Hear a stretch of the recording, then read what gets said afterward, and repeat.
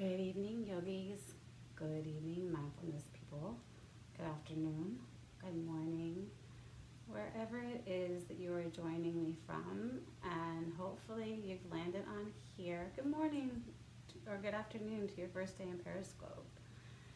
Hopefully you landed here because you either have a yoga practice or you're wanting to start a yoga practice and the title caught something in your eye, and I just want to give time for people to hop on, grab a yoga mat, grab a bolster, grab your blocks, grab a strap, grab anything that's normally in your toolkit for your yoga practice.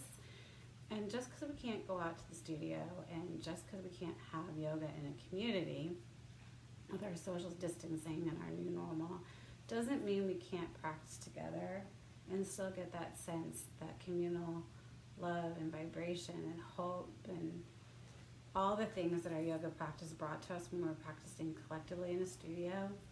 I believe we can still have it translate and be cultivated through electronic media, through these sources like Periscope or YouTube or wherever you're following or wherever you're going for your own practice. And I just wanted to share my practice with you all. And I hope it speaks to you. If not, you can move on and that's fine. And if it speaks to you, join along. I was drawn to music a lot lately. I am trying to be informed and be aware, but I'm also trying to minimize my time on social media as in news or as in overwhelm or as in anxiety, because we know these things can make triggers in us and they can be sticking points, or it can do things to us that when we're really cut off, that we would no longer serve us or help us and aid or assist our journey. So when I was listening to music today, the song appropriately came into my feed, The Cure. Like, for anybody that's old, you'll know The Cure and Friday I'm in Love. Like, if you guys go listen to the music and the lyric, it's kind of funny. It kind of applies to the state we're currently in right now, or I'm even currently in right now. I've been not out and about in the community of our world for at least 3 weeks, like out a lot. Of course, you go to the grocery store or the gas station, but even at that, it's just a whole different vibe out there in the world. And it's like we're losing our connection to each other. We're losing knowing who we are, our own selves. We're losing what day of the week we're on. And I love the fact that the song, he celebrates Friday and he says he's in love, and it doesn't matter in the Cure's version. It doesn't matter what all the other days bring. It's that moment. It's that joy. It's that Friday I'm in love feeling. So that's just why I titled the scope that way. So I encourage you guys, if you're not familiar with The Cure, listen to the song, but really listen to the lyric and see if it speaks to you or not. And then with that, I wanted to do more of a gentle beginner flow. It's going to be more heart opening, which is going to be really good for us too. We're going to ground a little and connect in the beginning of our practice. And then we're going to focus on some heart opening poses. And the reason for that is we are such fight or flight creatures, and we don't know what day of the week we're on. Maybe we're a little drift and lost. And like, I was literally talking to a friend today, and she's like, are you going to be on the call Saturday? And I'm like, or tomorrow. She said tomorrow, and I'm like, what the hell is tomorrow? Tomorrow's Saturday? Really? Like, how did we get to Saturday? Like, my days don't even have logic or meaning behind them anymore. And I am blessed. I'm still working. I'm still at least having consistency and routine and schedule, because I have to keep to a schedule with my work. For those of the people that have lost their jobs, and I know what it's like to lose a job. I know what it's like if you're before this thing, whatever you want to call it, before the virus. I've had friends, I've had family, I've had loved ones that have had downturn in economies, and I've had like manufacturers close, and people have been just told their what's that word? Like, they're like trash. They can just be thrown out. Like, they are not needed, and just get out. You're fired. You're done. You're gone. And I know what that does to your psyche, because you're either an individual trying to just provide for yourself, Maybe you're a mom or a dad and you have a family, you have a spouse, you have a child dependent upon you, and then this rug is ripped out from underneath you. And then on top of it, we're not allowed to connect with each other. So I highly encourage not only doing a heart-opening yoga practice, finding something that's a hobby, connecting with people, but making sure you reach out to your friends, your family members, and not just texting. I think we really need to hear each other's voices. It'll help us because it'll have that connection, that feel, that vibration that we once had before this new normal. And if you can't, if you're a big texter and you really don't like to talk on the phone and you're just used to it, and you're born with the computer and the cell phone in your hand and you're so used to connecting electronically, and you're used to snapping, or you're used to TikToking, or you're used to YouTube or all these other social media outlets, maybe give it a try. Maybe FaceTime a friend and see if it gives you a different feel in your body and you can actually lock eyes on someone. You can't touch them because it's social distancing, it's the new norm. But maybe that little bit of connection might come in because your eyes are at least connecting and bonding. Or maybe, scary enough as it is, hi Lori, how are you doing? I hope you're doing so well in this, I don't even know, I promise not to swear, I'm trying not to swear on Periscope, but this isolationism is driving me insane. You're working on, well, come back and do the practice. It's going to be a very gentle flow. Thank you for the invite, and everybody, please follow Lori. My Purpose Drives Me. She's there. She's purple. Click on her. Follow her. She's an amazing resource. Communication. What else? Mindfulness. Communication. You name it, Lori can do it. So follow her, especially if you're feeling a little bit lost and adrift and you're needing to figure out a new way to communicate with people in this world beyond my suggestions.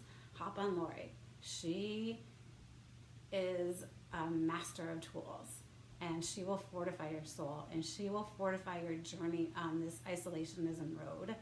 And I can maybe give you physical movement, I can give you yoga, but Lori can make you very well-rounded.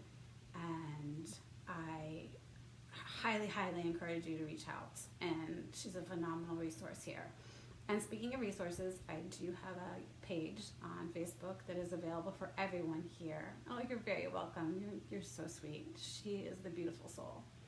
So there is a Facebook group that if you guys want to, if you want to be a part of this community, it's called Satya Beyond the Imperfection. It is in my bio. If you click my little head, my bio will pop up. And there's a link to my webpage for when I was teaching out in the world before we became virtual. And there's a link that'll take you right there at the bottom to the Facebook group. You're more than welcome to join. You're welcome to share it out. You're welcome to post on it. You're welcome to scroll through it. The only thing that I ask is we extend grace to one another.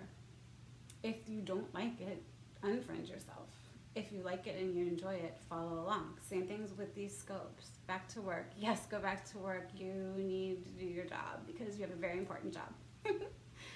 And I'm glad you and your husband both are working through these crazy times. So much love to you. So if you want to be a part of the community, there'll be resources there too. There's a link to Lori's group. There's a link to Jill, who is my most amazing yoga meditation teacher. There's a link to Lori Fernandez's group. She's an amazing chef who does virtual cooking lessons. So if you are stuck at home and you're single or you're a family provider and you've not ever really cooked for your family before, but you're being drawn inward and you're kind of a little eerie of going out, maybe you have an older loved person in your family that you don't want to risk bringing the virus home to, maybe you're just trying to eat more clean, maybe you're just trying to cut costs, pop on Lori Fernandez's group. She will give you amazing recipes, kitchen skills, and she will even do one-on-one cooking demos or classes, and they're not expensive. Lori is a beautiful resource for cooking. So that's something you can follow along with in my page too. And I'll even put up different TED Talks. It is not just about yoga. It is about community. And how do we walk through this life in this new normal, and how do we find our sense of community and purpose? And my riding my ship is through yoga. So with that very long introduction, Hopefully those that are here that want to have a beginning yoga practice, a heart opening practice, we're going to begin. You've had plenty of time to grab your mat and blocks and props and all that. And just always remember, this is your practice. You are your best teacher. Honor your body. Just don't be lazy. And I am only here to give you a cue or give you an idea. But never do a pose if it hurts you. Always get out of it. Always back off. Always listen to your body. Your body is your best teacher. So with that said, I invite you to lay on your back, and we're going to begin in Shavasana. And beginning in Shavasana, you can lay there with either eyes closed or eyes open. We're just going to take a moment at the beginning of class to connect to the earth, to ground, to settle, to breathe.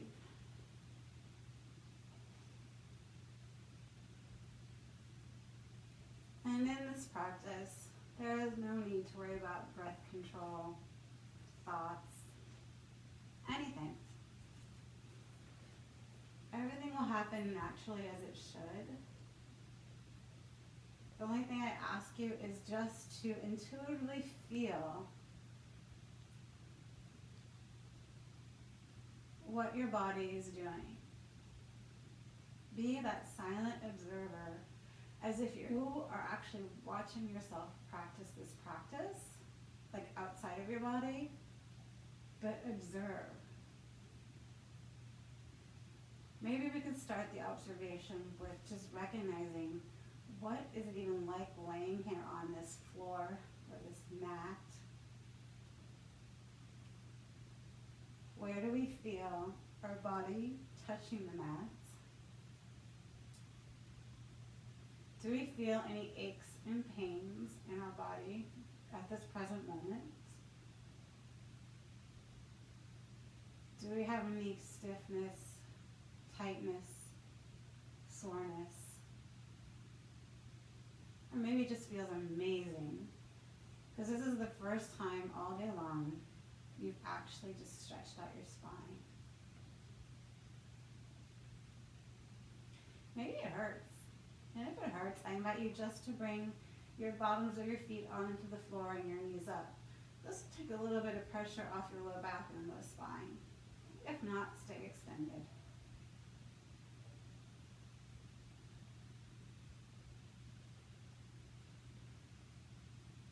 And then I invite you to bring your hands down upon your side, or maybe up in goalpost arms.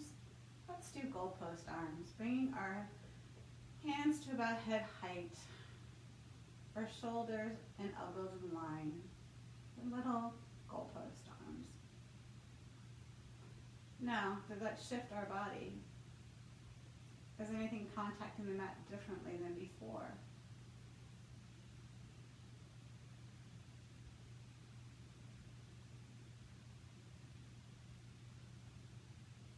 Then, I invite you to do a full body stretch, extending your arms long above your head, pointing your toes and extending them down the mat, reaching in effort towards opposite walls, elongating your spine,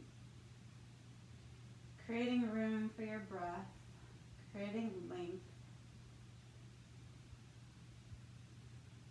Now here too, observe. Is there any areas upon the mat that are heavier than at the beginning of practice? Does this full extension feel good? Or did it shift a different sense of tightness in your back body? Or is it okay? Just observe. And then from here, we turn your hands back down by your sides, either on your sides, on the floor, or on your belly. And then let's begin by keeping our hands down now on the earth, palms down for grounding, palms up for receiving, your choice. Keeping your arms out long, having them lay along the side body And doing that same extension as you did overhead, but this time you're going to point your toes and reach your fingertips in effort towards your toes, lying down on the earth. Drawing your belly in.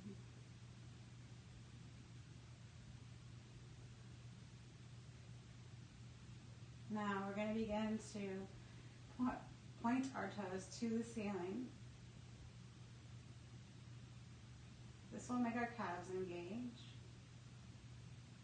Feel the calves fire.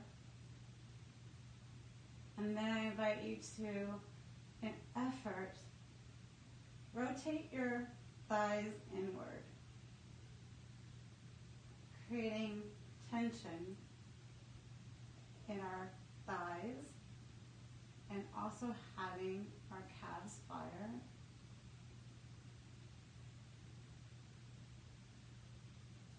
Now notice, does your body change on the mat? Are your pressure points different? So maybe your low back rise a little bit. It's not as flush as it was at the beginning. We're going to continue to work our way up with our core engaged and everything else of our legs engaged and firing. Keeping that same effort in our hands, pointing our fingertips down towards our toes on the mat. Maybe if our shoulder blades have started to round inward, we're going to work on pushing the tops of our shoulders towards the earth, straightening out that top curve in our spine a little bit. And then our head. Literally push the back of your head into your mat with effort. It may cause your chin to pop a little bit more forward. Creating that standing mountain pose on our back, on the mat, fully engaged, fully firing muscles. Your quads might be a little tired now. Your calves might be a little warm or shaky, even though you're just laying on the ground. Then I invite you to just breathe your breath in, and then on your out breath, let all of that muscle control flow. Just melt back into your mat. Observe again how the mat or floor has come up to support you.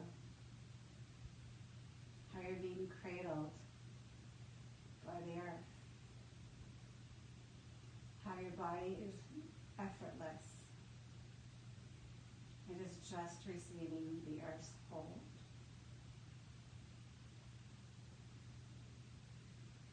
And here we'll sit for just a few grounding breaths in silence.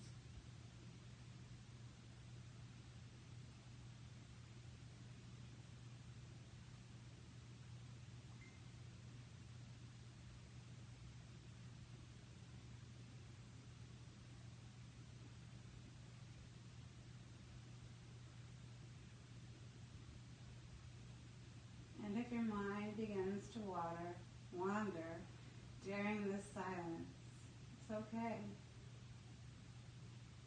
You don't have to worry about the thoughts. You don't have to fix it. You don't have to catch it. It just is there.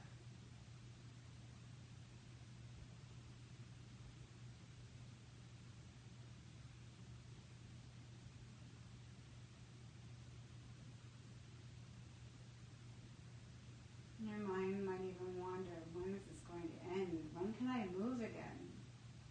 It's okay. Acknowledge it that you wandered.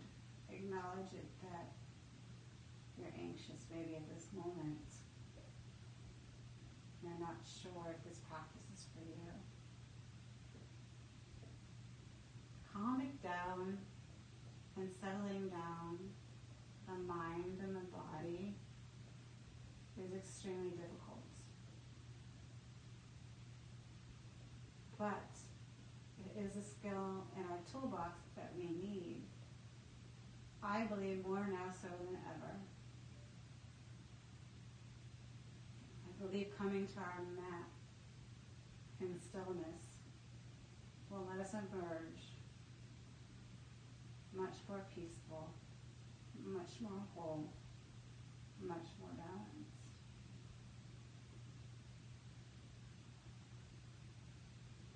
I invite you to take a deep breath in, filling your lungs up all the way. Breathing in so much so you don't think you could have room for another breath, and take another sip of that air. Hold it at the top and then let it go slowly, mindfully, peacefully. This time we're going to begin to breathe in and combine that effort of that standing mountain pose. As we breathe in, envision the breath going through your feet, pointing your toes to the ceiling, up through your quads, tightening your quads, up through your trunk, engaging your core, through your head, aligning your neck, out through your fingertips, pointing those fingertips down towards your feet, engaging your muscles, letting them all fire. Now we're back into that standing mountain pose upon our back. This time, we're going to do tree on our back. So, keeping that same muscle engagement in our laying down mountain pose, I invite you to draw your left foot in, knee to the ceiling, foot upon the earth. Then I invite you to take that inner side of your foot to either your shin, inside of your shin, or inside of your thigh, wherever you are at today. And you'll be kind of in a standing tree on your mat. You can let your knee fall out naturally. If your knee is not comfortable and you want to have a prop, I should have said, you can grab your block and you can rest that knee upon your block when you're in standing tree to give it a little bit of support. And in here, I invite you to take a few breaths and tree out our back.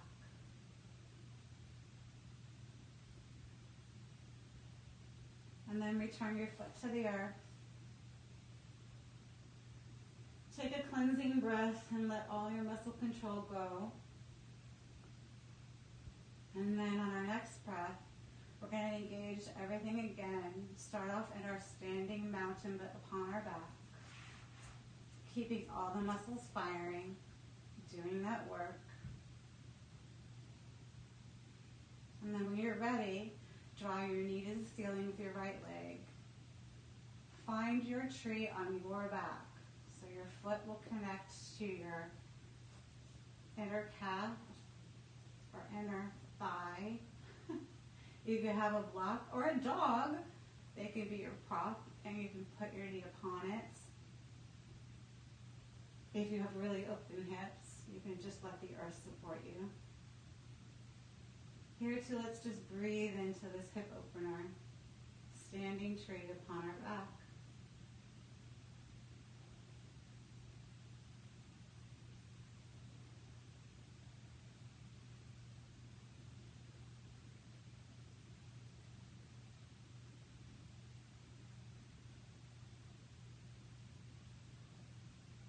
And then we can let it go.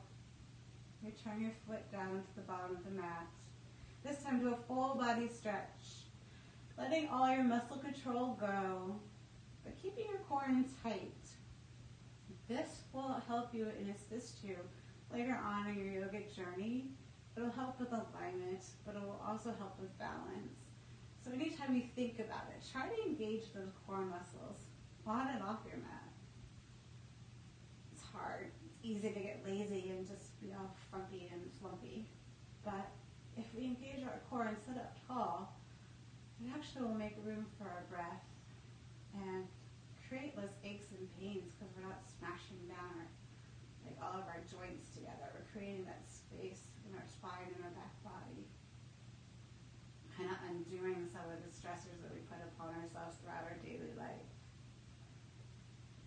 here, I'm going to invite you to begin by putting your feet upon your mat, knees up to the ceiling. And then we're just going to begin with a gentle windshield wiper. So that will be just rotating both knees together, or not. You could do individual, like some cars, windshield wipers go in and out with opposite directions. But just rotate your hips and knees side to side. If you want to play around and do it with like one opposite directions of your knees, that's fine too. This is intuitively your practice, so whatever feels good with you and your body. If you have tightness, you want to linger on one side or the other, I invite you to do that. Just warming up our back body and our spine and our hips.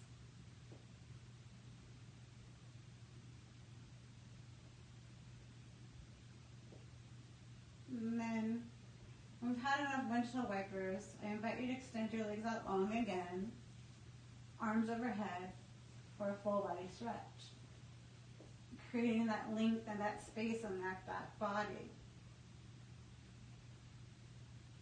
We're really going to work on warming up our back and our hips and these laying down poses. And if you ever have any aches or pains or want to pop, go ahead, get out of the pose and pop. My knee all of a sudden just wants to pop. But it happens. It's our practice. So with that, I invite you again to put your feet upon the floor, knees up to the ceiling. This time, we're going to open our hips up the opposite direction. We're going to go into Baddha Konasana. So Baddha Konasana on our back, it is like a butterfly pose when you're a little kid on the playground. So you're going to touch the soles of your feet together. Here too, you can take your blocks and have it laying down for your knees to rest upon. Or, oops, my black moved, which was a dog. Or if your hips are open, be gentle with these first few poses. You can always keep the blocks and play with the settings from low to high. But it's just like that game Butterfly, you'd be flapping them when you're a kid on the playground. Only this time we're just going to lay in Baddha Konasana in stillness on our back. We're going to take a few deep breaths in your version of your Baddha Konasana. Guys, stop. And doing yoga for a home practice is always fun. You'll have to forgive my puppies. You guys, stop. Come lie down. You probably have your own challenges, children, puppies, husbands, wives, whatever it is. Part of yoga is just living in the moment and letting go of anything. So if you get interrupted, it's okay. You just acknowledge it and move on. Now, Baddha Konasana is an intense hip opener for those that have tight hips. And I invite you to observe again. How is the mat supporting you in this pose? Where are you being held? What muscles are firing? What muscles are letting go?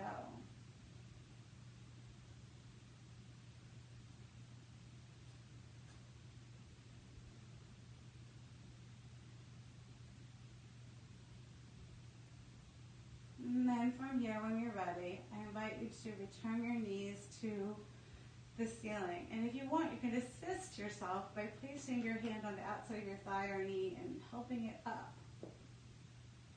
You don't have to always have muscle strength to do something. You can be kind and compassionate to your body. And from here, I invite you to we're just going to do a little bit of core strengthening and in a not traditional way. It's you'll just follow me or go with my cues. So I invite you to extend your leg out long, but keeping that bend in your knee,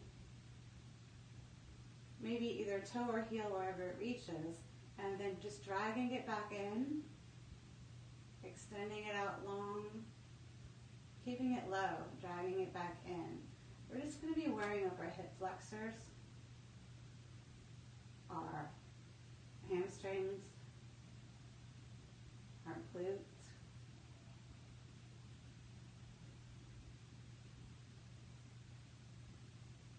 I'm going to stay on the right side body and we'll just warm it up first.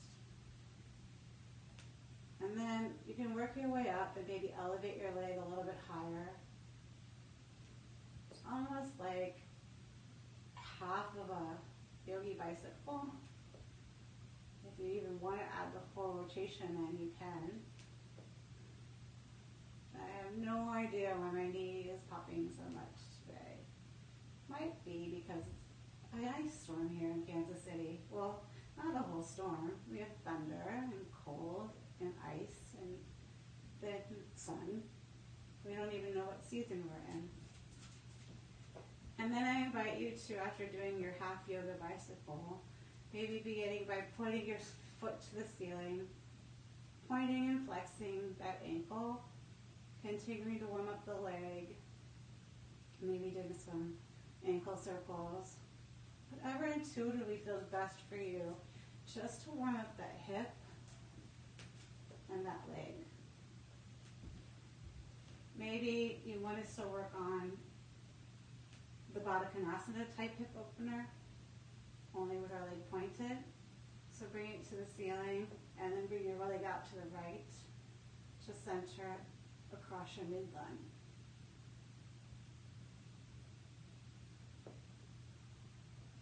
Slow and controlled.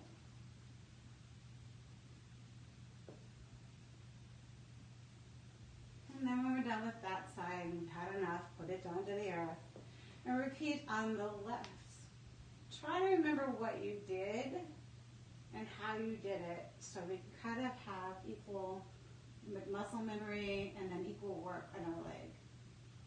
And it doesn't really matter if you don't, but it's kind of nice to have a little bit of balance in your practice.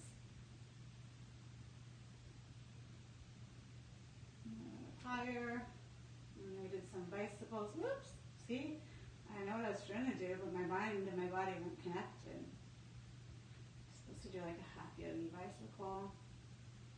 And look, my left knee wants to crack just as my right did. And when you're tired of that, try some leg extensions to the sky, pointing and flexing that toe, adding that ankle rotation. These movements can be fast or slow as you would like. And then that hip opener, inner thigh stretch.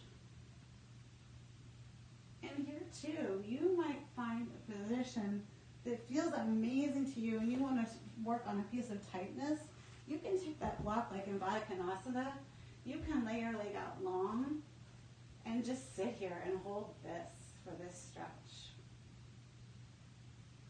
You don't always have to move when you're practicing yoga. Sometimes going slower, sometimes holding a pose is much harder than flowing. Not only do you have mind chatter that you can't stomp out, but sometimes the pose itself you're beginning to shake because you're holding it. So it's still effort. Like I can still feel that stretch right there. It's however you choose to practice. Honor your body, but don't be lazy.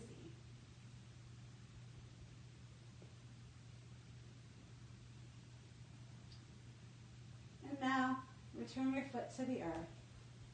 And we're just going to rock up into that teeny tiny yoga ball. Maybe raising your chin to your kneecaps. As tight as the ball as can be. Engage everything. Hold everything in. Maybe even squeeze your face. And then when we let it all go, full body stretch and melt into your mats. And we can do that little baby ball one more time. Bringing everything in. Squeezing as tight as you can squeeze it, tighter than you've ever squeezed yourself into a ball before. Even your face wrenching down. And then forcefully letting your air go and going into full body stretch. Just let it all go and melt into your mat. One last yogi ball. Tight as can be. Let it all go. Exhaling it all out. Maybe one last cleansing breath.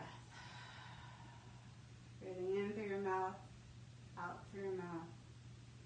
Just letting all that stale air go. Then I invite you to either sit up and just wait, or sit up and go into child's pose. And if you would like a little fun in our practice, you can just do some rock and rolling on your back body, warming up your back. And just creating a little bit of heat. And when you're sick of rocking and rolling, you can pop up. And if you're in child's pose, join me on your rear. And we're just going to warm up our shoulders for a moment. And we're just going to do it with cow.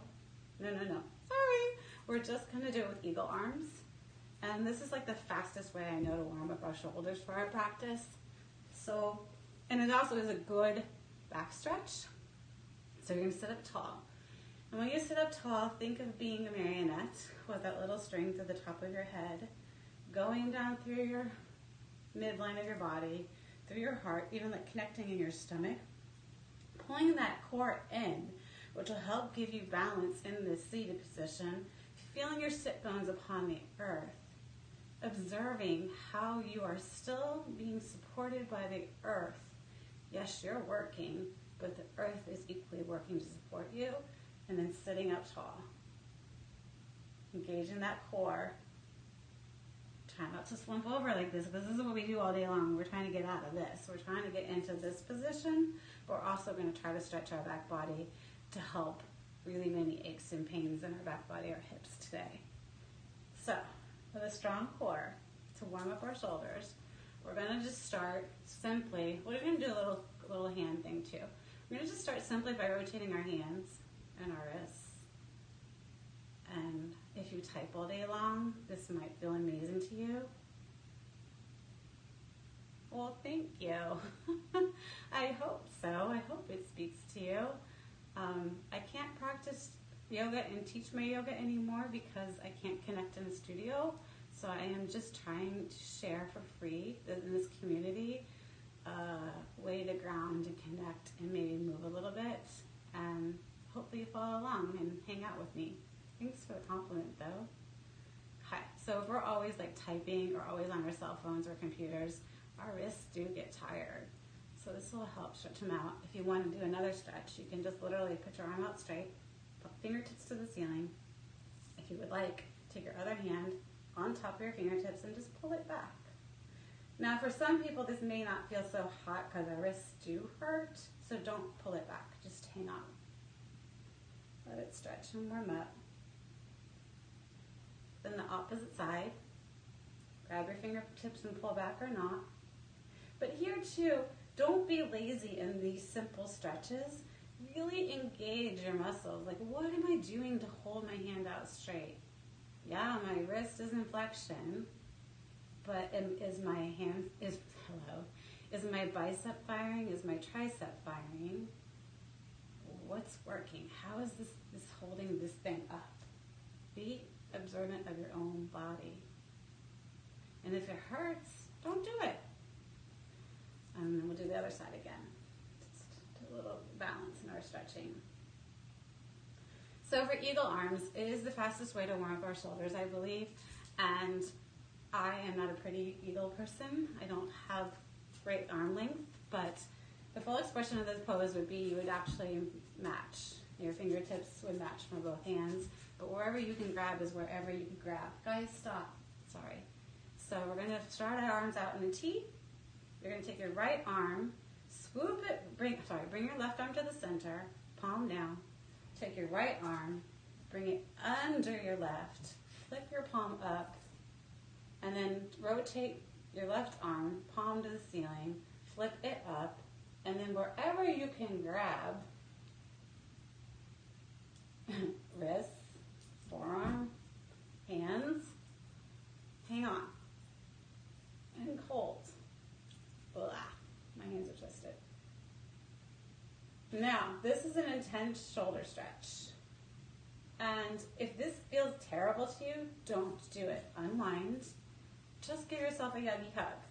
Cross your arms, nest your elbows in each other, and grab your hands upon your shoulders and just hug. Same stretch, just looks a little different. And here, an eagle or the hug,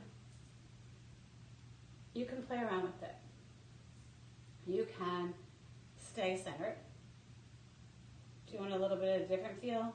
Raise your hands to the ceiling. Does it hurt? Does it not? Do you like it worse or better?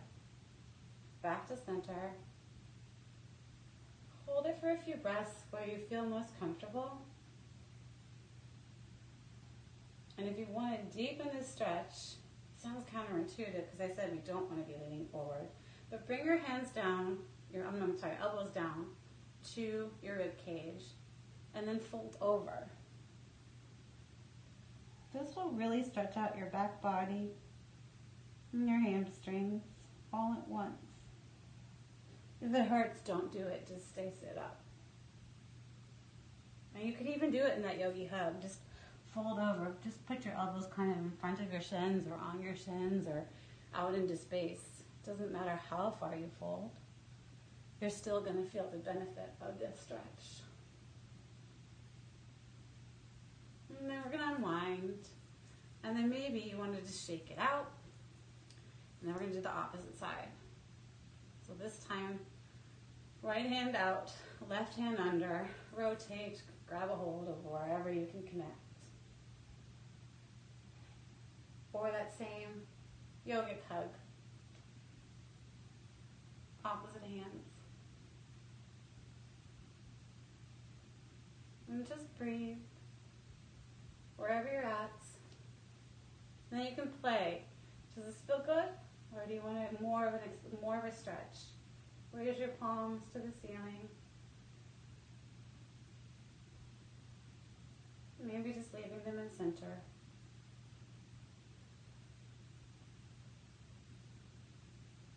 And then when you want, if you want more, fold over. And just breathe. Stay wherever you're at.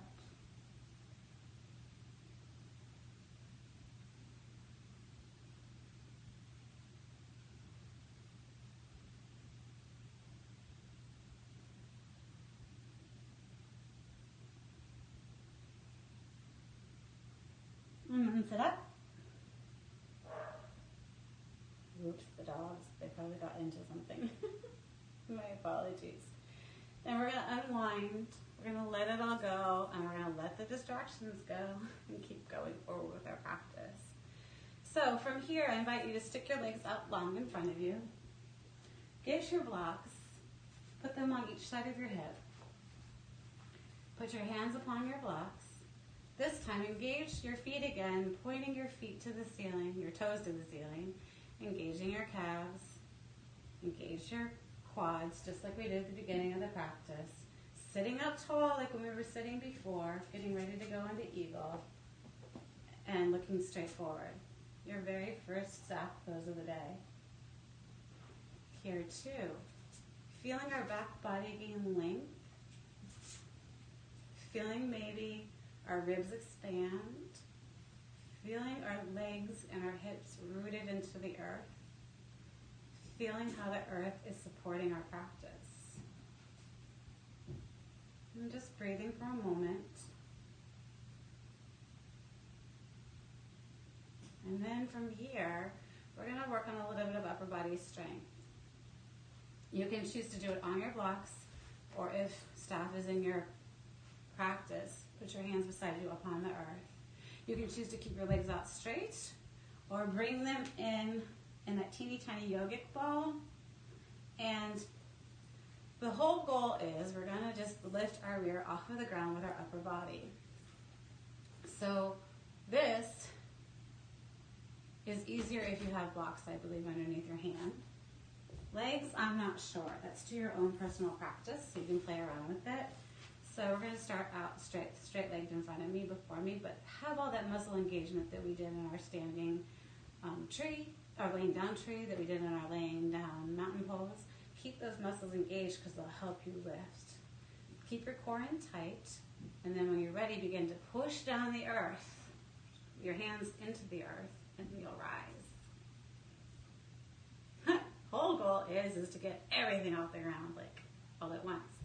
So you can play. Raise a foot. No feet at all. Nothing at all. Just push, and nothing moves. That's fine too. Throughout time and throughout your practice, you'll find movements and you'll find strength and you'll find peace with the pose. And it's just about letting go. There's no wrong or right. There's no success or failure. It just is. So I'm going to play around with the expression of the pose. I'm going to bring my toes in this time like that little teeny tiny yogic ball. And then I'm going to engage everything that's going to be engaged. And then I'm going to lift and see if I can get everything off the floor at once. Then from here, if you want, you can even cheat. You can put your toes down and just let your body, like have your feet even help you up. And then when you're tired of it, come to the earth. And we'll just do one last one of that. Just going to work on strengthening that upper body. It always gets neglected in a way because we always run, walk, bike, kickboxing. Like a lot of things are leg centered and sometimes we just forget about our upper body strength. So when we get these little baby drills going on, we can gain strength for our practice. And when we're flowing in a different class, we'll end up being able to support our body a little bit better. Oh, and if it hurts like this, you can always do this on knuckles, which I'm not so... I don't ever do it on knuckles, but you can lift on your knuckles. I don't have the strength to lift on my knuckles, but it would keep then your wrist in more of an alignment. You're not like this, you're like this. So that's completely up to your own personal preference. So there again, we're starting our staff pose, engaging everything, engaging our core, looking straight ahead, breathing in, and then ready to push yourself up. And finding your version of the pose. And then, when we've had enough, sit back down. And always try to do it slow and controlled. Try not to fling yourself about upon your mat. Try to do it with that same vision of feeling what's firing, what's not firing. How can I find peace with this pose? So, that was a lot on our arms. So we're going to stretch that back out. You can come into crisscross applesauce, lotus, half lotus, whatever you like. We're just going to do a little bit of a tricep stretch, which is really cow face in yoga.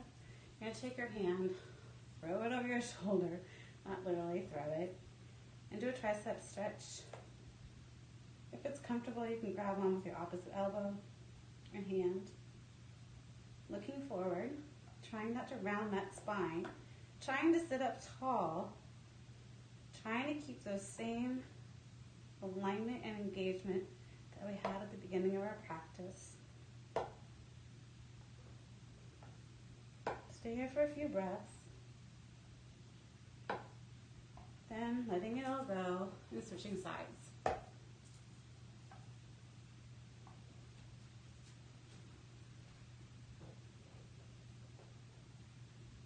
So our back body is now opening.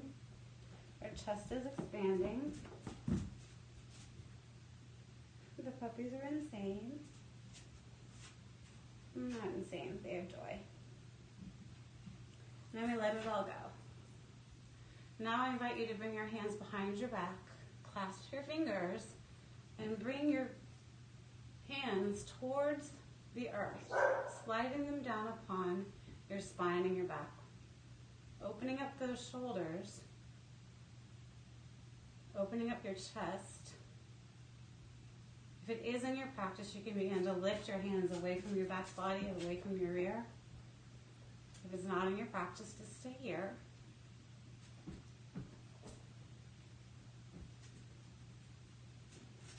Opening up that heart, opening up your chest, creating that room and space for your breath,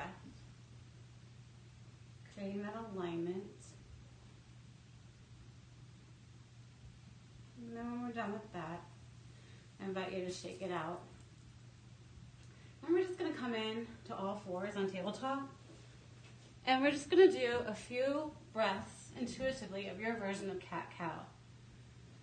You can make these cat and cow poses as extreme movements or small movement as you like, traditional or not. You can add in hip circles. You can maybe look over one shoulder to the left side, look at your left hip, hold. If you're maybe having a little bit of tightness in your side body, you want to stretch it out, come to center, right side of your body, look over that left hip, hold, center. Cat and cow can be fun to play with. I once had a teacher literally, and it's kind of funny, write the alphabets, like with your backside. That's pretty hysterical, right? But you can do anything you want in a yoga practice if you practice. And then maybe you want to make it more fluid. You want to go from child's pose, more dynamic. Up, through, cow to cat, back to child's pose. Up through cow, back through cat, into child's pose. Making this more dynamic. However it feels good to your body. Just honor your body, but don't be lazy. And then we've had enough of that. I invite you to come down onto your stomach. We're just gonna sit here in the beginning in a baby sphinx pose. So baby sphinx is you put your forearms on the mat as if you're gonna be in forearm plank, only elevating your top half of your body from your hips up. The rest of your body, I invite you to ground. I invite you to put the tops of your feet upon your mats or the ground. Push with effort your feet into the ground again. This, you will notice, makes your knees pop up, most likely. Your glutes engage, most likely. Then, that's that same effort that we did in the beginning of class upon our back, upon our mat. And then from here, keep that same engagement in your legs, but return your head to the earth for just a moment. Then, if it's in your practice and it's okay to do so, we're going to come up into full cobra. Extending our arms long this time, instead of keeping them down on the ground on the forearms. If that hurts your low back, don't do it. Stay in baby cobra. But if you want, you can be up in full cobra.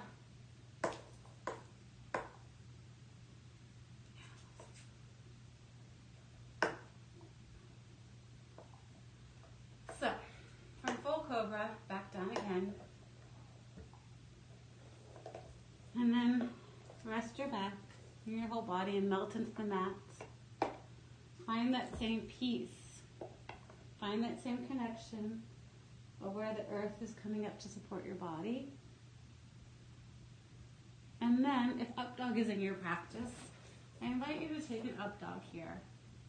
If not, stick with the two previous versions of either cobra or baby cobra. And we're just gonna hold our up dog. Still working on that upper body strength, but now we're adding in the legs.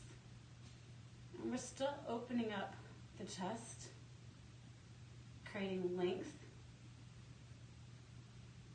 creating a strength in our back body. This time I invite you to come down to your knees and push back into that child's pose.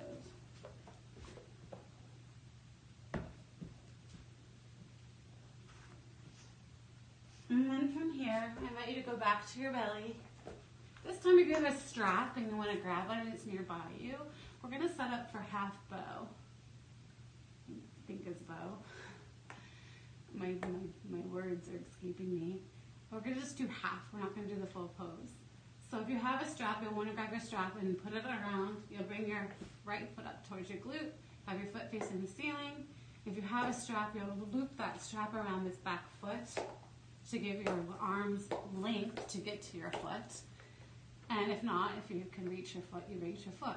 If you can't, just do it in effort and muscle memory and just keep thinking that you're reaching for it. And if you do maybe get a pant leg or anything like that, that's fine too. but you're going to start off in Sphinx. We're going to engage those same muscles that we engaged before, our core also. We're going to root down into our mat with the points that are touching. With a very strong foundation, this will help us from rolling over side to side or falling about in our practice. Begin to lift that foot, point the toes to the ceiling, take your right hand, right leg, bring your right arm back to your foot, and then with effort, begin to bring that foot to your glute and begin to, in this half position, raise yourself up into like a full version of your Sphinx pose, full extension. This is a very big back bend. It's a heart opener. And if this hurts, or you can only get to here, this is what I meant by you're doing it in effort. Like, I'm gonna get there, I'm gonna get there. And you will one day, you will get there. It just doesn't mean you have to get there, or grab a pant leg. Just hang out. But try not to do that. Try not to kick your leg out of alignment. Try to keep everything in alignment. And try to just breathe through it. And notice, what am I feeling? Is this a good stretch for your calf? No. Is this a good stretch for your quad? Yeah. Kind of feels good, right? Kind of feels good on our shoulders too. And then we'll just return everything to the earth. This time we're going to do Superman on our belly. We're not going to lift up. Just, it's a full body stretch, but you're on your stomach instead. Let everything go, no more muscle control. And then we're going to do the opposite side. So flip your strap over to your foot on the other foot, so if you're using a strap. If not, start out in your version of Sphinx. Low Sphinx first. Rock up-ish. Grab that foot back. Find your foot, grab onto it, and then reach up and come immediately to your version of either half Sphinx. You can do it on your forearm, or you can come all the way up into the full expression of the pose. And just bring that leg to that glute. Ooh. And if you fall down because you weren't engaging your core, like me. Just try not to kick it out, though. Try to keep everything in that alignment. And hold and breathe.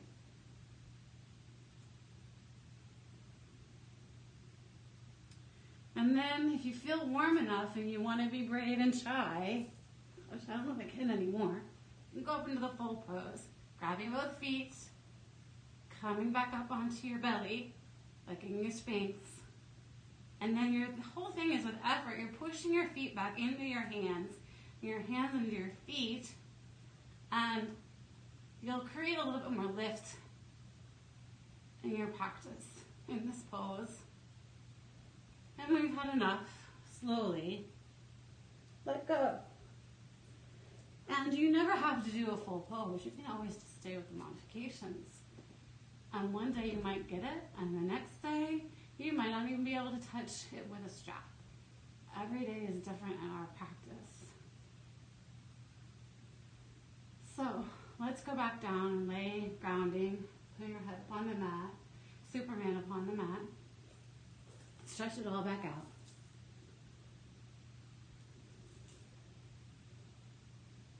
And then if you want to keep playing with upward facing bow, I think that's what it's called. I apologize if I'm getting it wrong.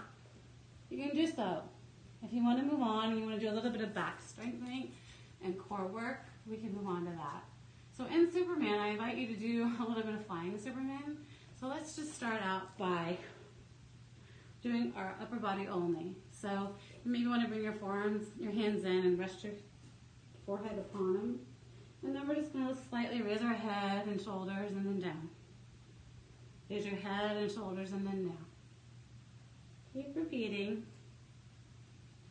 Maybe you want to extend your arms out and actually do the top half of Superman. Lowering and raising. If this hurts your back, do not push your arms out. Keep your arms in and make your movement small. When we've had enough, we can stop, keeping our head upon our arms, and then we'll do the bottom half of Superman. Just raising and lowering your legs finding that engagement in our core and in our quads, in our glutes, with whatever is going to help us lift and lower. And then possibly we want to do the full Superman, flying, raising our hands and legs at the same time. You can do it with your hands in, or not, or just keep everything on the earth. Whatever's in your practice today. These are back strengtheners that will help us in our walk upon the earth, in our daily life.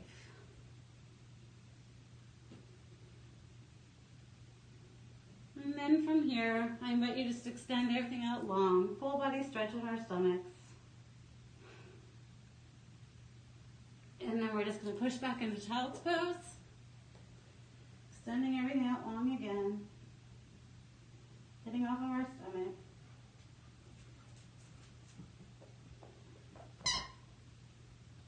And then we're going to just push ourselves up either into all fours and walk our way through, or find your way to seating down. Set it down. And sit down. You can make crisscross applesauce. It doesn't really matter. We're not going to be here very long. You're going to set up for bridge. So with bridge, you can use a block or not. And this time, I think we should all use our block in the very beginning. So we're going to set ourselves up for bridge. You're going to grab a block. You're going to lay down. You're going to put your feet upon the earth and knees to the ceiling. With our block in hand, we're going to just, in the beginning, push yourself up enough to put the block underneath your glutes-ish, low back-ish. It's kind of like where they meet. You'll know when it's right because it will feel comfortable to your back. And our knees are at the ceiling, and now we're resting upon a block. I invite us to take a moment, first of all, before we begin the next series of pose, to just reground, to reconnect, feel that earth, feel the weight of supporting our practice. And then when we're ready, you can walk your feet in towards your block, and then slowly with effort, begin to envision there's a string from your belly button tied to the ceiling, and you're a marionette in a way, and someone is just beginning to lift you. So begin to lift into your full bridge, or stay here. This is plenty enough for a bridge for anybody. You'll still feel it if you're going to start to engage. Engage your calves, engage your core. Root those shoulders into the earth with effort. Root your feet into the earth with effort. And just stay here. This is bridge. If you want the full pose, go ahead.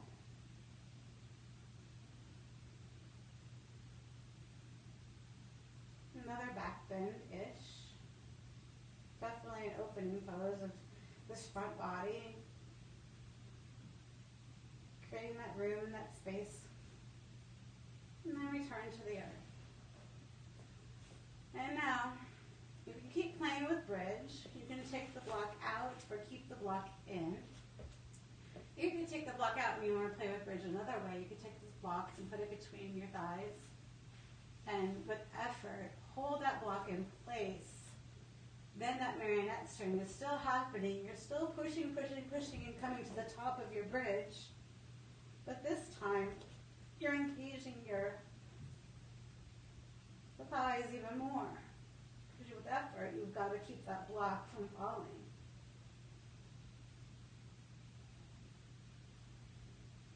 When you've had enough, come down, remove the block. And we're going to let the block go. We're going to sit up. And then we're going to have fun playing with back bends. And back bend could be uber scary for people. It doesn't need to be. You can literally just stay in bridge and do nothing at all. And that's fine too. Or just go to child's pose and do nothing at all. But if you want to play with learning back bending, we're going to play with props. So that's an ultimate open heart pose.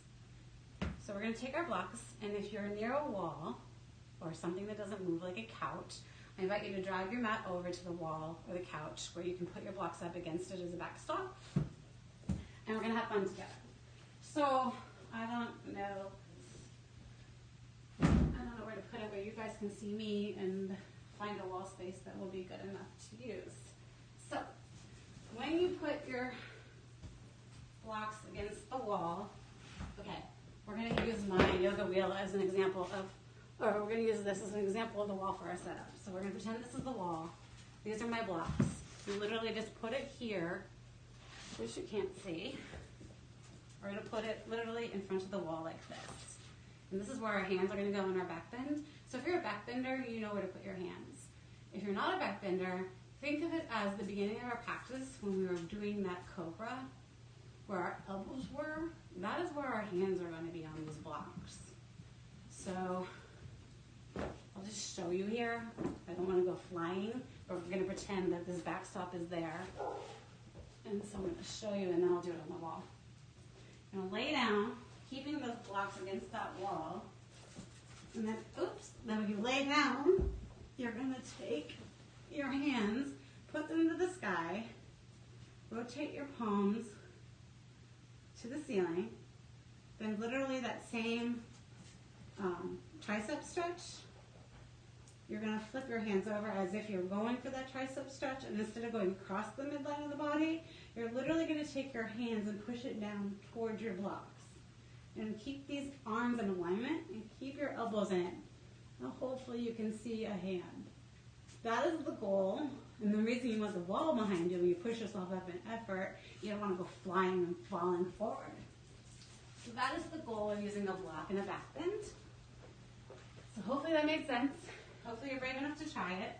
And if you do, you'll have to let me know. Hop over to that Facebook page and send me a pic or let me know how it worked out for you. And I always had a dog in the way, but that's okay. So get yourself set up, your blocks against your wall. And then with them against the wall, you'll be in alignment with them. Put your hands up to the ceiling, palms up to the ceiling. Begin to do that tricep stretch move, butt straight, not crossing the middle of your body. Elbows won't actually go to the ceiling. Find your block. And then have your elbows kind of rotate towards each other. Not rotate, but push towards each other with effort. That's going to help you fire those traps. And keep your core in. Keep your feet rooted into the earth.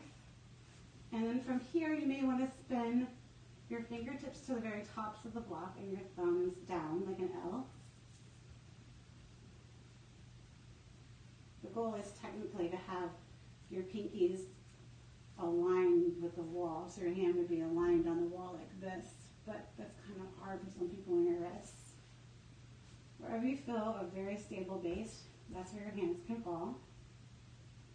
And then root those feet into the earth. And we're just going to start with the bottom half of the back bend first. We're just going to do this position and our baby bridge. So that's stringing your belly, pulling it up to the ceiling, holding for a breath, letting it go. So once again, pushing down with effort through those heels, driving yourself up, letting it go. And then on the third time, we're ready to go. We are going to do that same effort. We're going to push down our feet, and then we're going to find the right length. That's the trick with this, and I'm on a slippery surface. So you're going to find your length, and I'm going to slide out. So that is not good. I found a bad spot in the room to do it on. I really need to be on my mat. But, so you work on just the bottom half is bridge. And then up and down, and then when you're ready, you're going to root those feet into the earth. You're going to bring your core to, you bring yourself up into that bridge and hold. We'll just do the bottom half still while I'm trying to resituate. And then let it go. Relax. Straighten everything out. Shake it out. Set yourself back up on your blocks again. And put your feet into the earth, knees to the ceiling. Try to keep your knees together and not splaying them out. Try to engage those same muscles, your quads, your core, your shoulder blades, your traps, before you even push up with any effort. And then begin to rise slowly and with control. Don't just fling yourself up into your first back bend. Try to get there under control. So hopefully I won't slide now. Okay, so we're going to, with effort, begin to feel the connection. It's probably a bad spot, but with effort, and push up. And then spiking, and hold, and breathe. And then ready, come down. Tuck your chin, don't land straight on your head. Unwind everything, let go. Breathe, reground, recenter, find your breath, and observe. Was it a train wreck? Did it feel fun? Was it good? Was it bad? Do I even care about this so I never ever do it again? Or did I like adding a prop into my practice of a back bend? Did I think I could never push myself up? And maybe you just got into the alignment of the pose and you couldn't lift up, and that's fine. Just remember how we did bridge in the beginning. It's, play with it. Maybe play with just staying in your bridge in that position. Maybe work on just pushing with effort and not moving anywhere. That's fine too. Yoga is your own journey. That's the best part of it all. It is honoring our body, not being lazy, and laughing at ourselves sometimes, bringing that love and that joy into our practice. So let's just do one more back bend, just for a really good heart opener. And let's see if we can even get up among all of these obstacles in this room. And I'm on carpet, so it makes it more challenging to root because my foot slides. And it doesn't matter if it looks pretty or not. It just matters how it feels. Breathe. Let go. Come down. Tuck your chin. And everything unwind. And then from here, what really feels good usually after back bending is a deep forward fold. But for this forward fold, I encourage you to take your block or a yoga mat. No, mat, you can fold it up. Or your bolster or a blanket. And put it underneath the backs of your knees. This is going to take pressure off those hamstrings. It's going to create a softer forward fold, but you'll still get the same benefit of it. This time with effort, sit up tall. Then gently walk your hands down towards your feet. And just, this time, don't keep your spine straight. Just dump over, fold over. Stretching out that back body. Did a lot of back work today, the core work. And then come up. And then maybe one last stretch.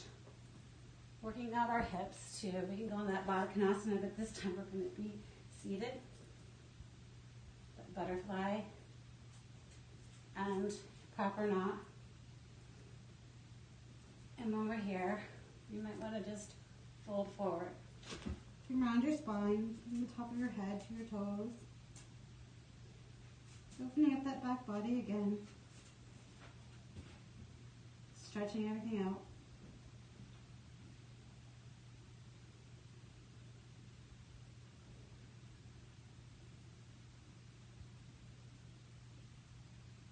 And then when you're done with that, just gently unwind and set yourself up for your version of Shavasana. And if you would like it to be a restorative Shavasana, more so than classic, I invite you to do waterfall in your Shavasana. You will take 2 blocks. You will take a bolster. You will set the blocks up underneath your bolster, creating a little table, putting your bolster over it. If you get cold in Shavasana, you can take your blanket and wrap yourself in it like a cocoon, or not. You can then take the backs of your legs as we were in that forward fold over your bolster and your blocks. Lay back down upon your mat. Blanket or not, cocoon or no. And setting up for Shavasana. We'll just close down our eyes and stay in Shavasana for just a few moments, a few breaths.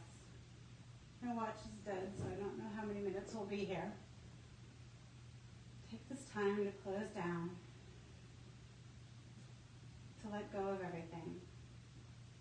No more breath control. No more work. Just lie in Shavasana.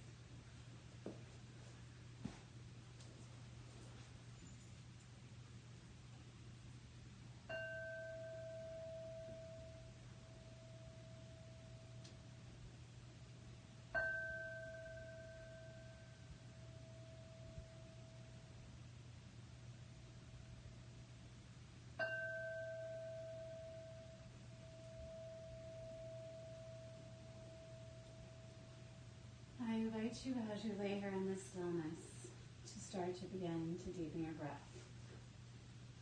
Maybe begin to wiggle your fingers and your toes,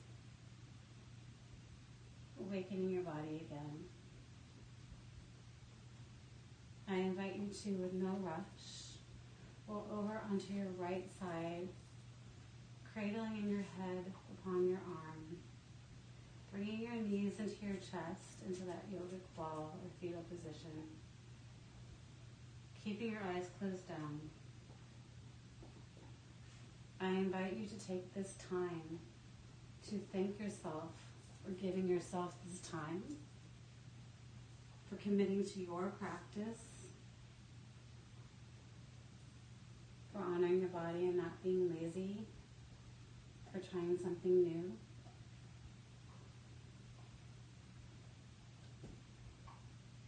And maybe, if setting an intention is in your practice, I invite you to take this very last moment to set that intention.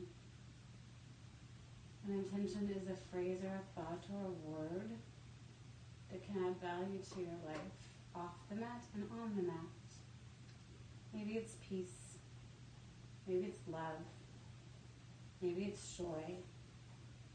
Whatever your intention is, I invite you to set that intention and then gently rock up into a seated position with your eyes still closed down.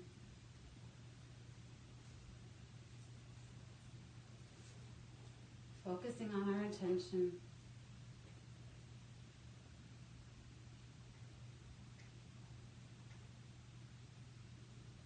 Now, bring our hands to heart center.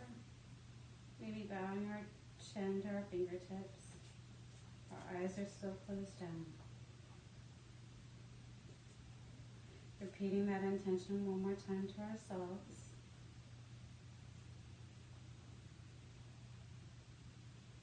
And then releasing our hands toward the earth or our knees, sitting up tall, maybe fluttering our eyes open. And whatever it lands on, it is. And then